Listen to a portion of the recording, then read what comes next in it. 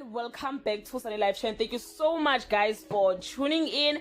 It's that day again guys. Idols SA season 17 top 4. We are almost to the finishing line. South Africa has been calling Candy Khumalo's name as Somizi's replacement, and today prayers were answered. Makhumalo was the guest judge for Idols SA top 4. Let's get back to today's performance guys. The first person who received enough votes was Tutukile, followed by Kelvin, Garabo and Barry. Unfortunately, it was the end of the road for DAYLIN. I'm so disappointed guys, and I was hoping he would be amongst our top 3. At the same time, I don't know who was supposed to go home if Bengahambi Yena. We are at the stage where your vote has a final say. It doesn't matter who sings better, anyway they all sing very well.